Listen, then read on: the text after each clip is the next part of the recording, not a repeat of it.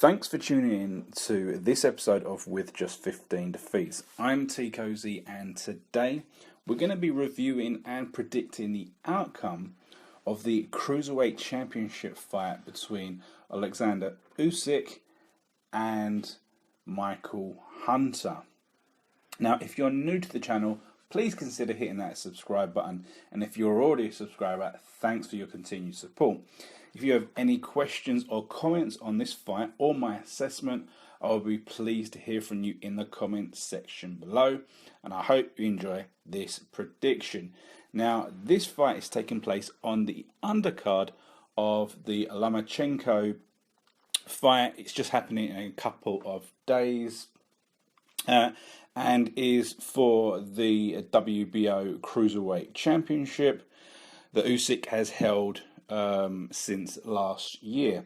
Now, Usyk is 11-0 with 10 KOs, and the challenger, the American Michael Hunter, 12-0 with 8 KOs. Now, something somewhat interesting is that they both competed at the London 2012 Olympics. They both fought in the heavyweight division. Now, whilst Usyk went on to take the gold medal, Hunter was knocked out in the preliminary stage.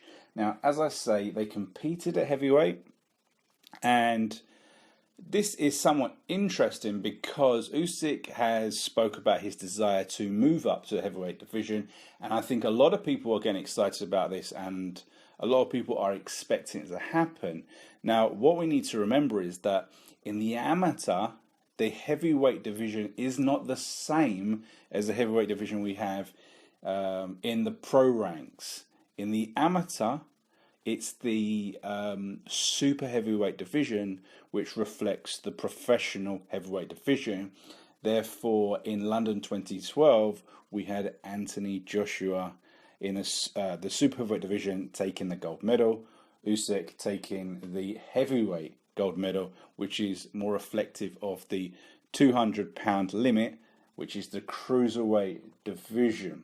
Okay, now despite that, Usyk is about 6'3". I think Hunter, I'm seeing, is about 6'2". They're both comfortably around the 200-pound limit. Hunter has fought heavier before. He has competed in some heavyweight matches professionally. Now, as I say, they've both got, they're both in the professional game, somewhat limited in their experience. As I said, 11 and 12 fights professionally. But we're talking about a world title fight. Now, there has been a number of cruiserweights in the recent years that have elevated themselves to this kind of title level in the past, and I think for me it's because the cruiserweight division is an odd weight class. I've spoken about it on many times before, in that we get a lot of guys that don't know where they want to be because of that discrepancy between like heavyweight and heavyweight, that gigantic leap. It's not like you're just jumping up 6 pounds, 5 pounds, 7 pounds.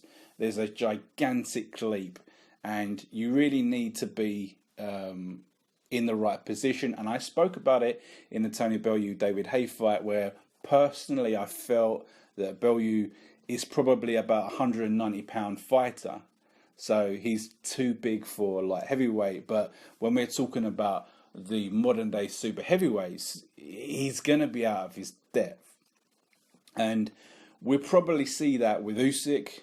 Usyk obviously is a completely different fighter to Tony Bellew. Probably more skilled, more speed. There's a lot more going for him. But in terms of sizing up against the giants of the division, such as Wilder, Fury, Parker, Joshua, Klitschko, he's going to be somewhat overshadowed, and it will take some sensational performances from him to really get to the top. But anyway, in terms of the experience, he does have that experience on an amateur base. We've seen that with Lomachenko, has serious years of amateur experience. winning golds. Now, Usyk has won Olympic and World Championship gold medals in the past. So he does have that experience. Now, it's interesting that someone left a comment on one of my videos just this week where they criticised, I think it was my top 15 rankings for the heavyweights, and I didn't include Andy Ruiz Jr. And I got a comment which kind of basically said that my evaluation of Andy Ruiz is unfair because he's so experienced, that he has over 100 fights and amateur experience. And realistically, my point that I was making was that that's irrelevant, because in the program he's fought 30 times and really fought no one of any note until he got that title shot. My point was that he has such an extensive amateur history, but then he's moved into the professional game and then taken 9 years, 30 fights to get to the professional game. It's not like some of these other guys that didn't really have that amateur background. Just say someone like Wilder, and then went into the pro, and then he's taken years and he's fought loads and loads and loads of times before kind of stepping up. Andrew Ruiz has done both, okay? So that's where I felt the criticism was unjust. Now, we talk about Usyk. He's got an extensive background, and then he's basically gone in for a world title fight in his 9th fight, and he's taken the strap against someone who had a real high level pro experience, and realistically he completely outboxed him, and it was a really notable win for him. So let's just quickly talk about the two guys that are going to be competing. We've got Michael Hunter. As I said, he fought as an amateur in the Olympics, lost in the preliminary round, but he has quite a high-level amateur experience. Also, he has been a sparring partner for many people over the years. He is a very athletic, he's a very rangy fella. And he does like to move about the ring quite a bit.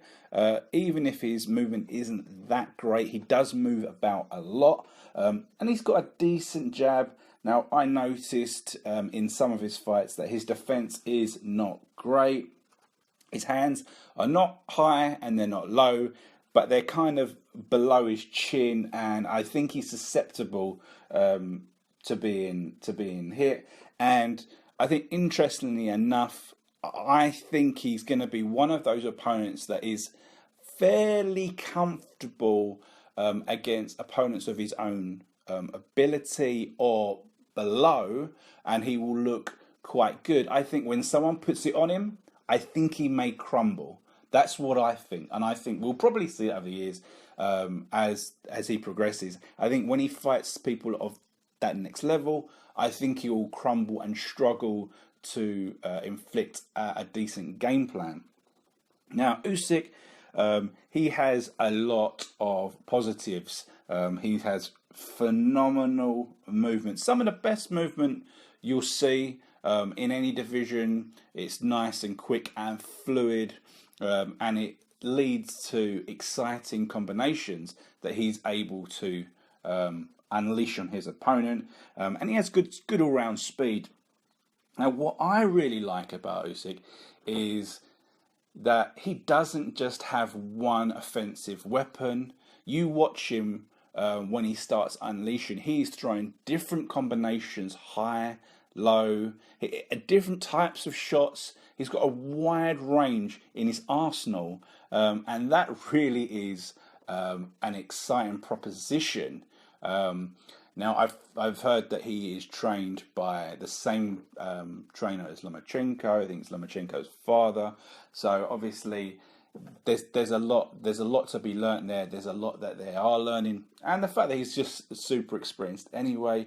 I think he is something special that we're going to see some very good fights from him in the future.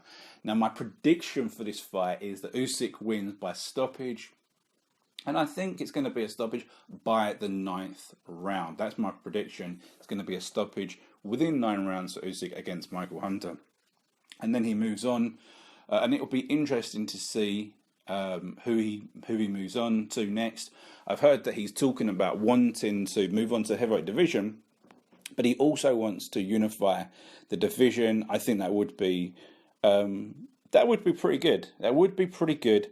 But as I've said in the past about the cruiserweight division, it is a funny division where people don't quite know where they want to be, and because of that, sometimes there is a lack of depth, and there's also a willingness to move up to the heavyweight division. But as we've discussed, sometimes it just isn't capable. You really need to be an exceptional fighter. You need to be the Holyfield. You need to be the David Haye, where you've got the speed and you've got the power and you've got that something extra, because you're going to be going in the ring with some very, very big guys if you want to go right to the very, very top. And Usyk probably has that. I think he's definitely going to end up in the heavyweight division, and it'll be something to look forward to.